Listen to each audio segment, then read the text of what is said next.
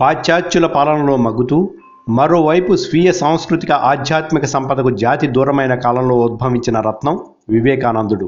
ఉపన్యాస జుంజుమా మారుతంతో ఇతర దేశాల్ని ఉర్రూతలూపుతూ భారతదేశం పట్ల వాటికి అప్పటి వరకు ఉన్న భావనల్ని ఆయన సమూలంగా మార్చగలిగారు. దేశానికి తిరిగి వచ్చి తన ప్రసంగాలతో మన ఉన్నత సంస్కృతి వారసత్వ సంపద గురించి తెలియజెప్పి అంతటా చైతన్యం నింపారు. దరిద్రుణ్ణి నారాయణుడిగా భావించాలని, అణగారిన అలాంటి వారికి సేవ చేయటం ద్వారా జీవితాన్ని సార్థకం చేసుకోవాలని ఉద్బోధించారు.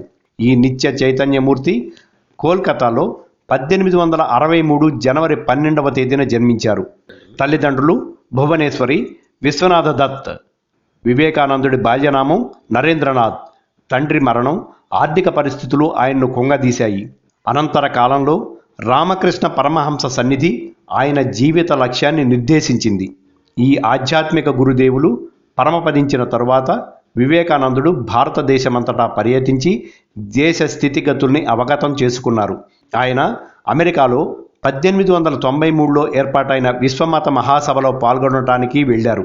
సెప్టెంబర్ 11వ తేదీన తన మొదటి ప్రసంగంతోనే ఆ సభలోని వారిని మంత్రముగ్ధుల్ని చేశారు. అప్పటి నుంచి వివేకానంద ఉపన్యాస పరంపర పాశ్చాత్య ప్రపంచంలో అప్రతిహతంగా సాగింది. ఇంగ్లాండ్, ఫ్రాన్స్ దేశాలను సందర్శించి ఎందరినో ఆకట్టుకున్నారు.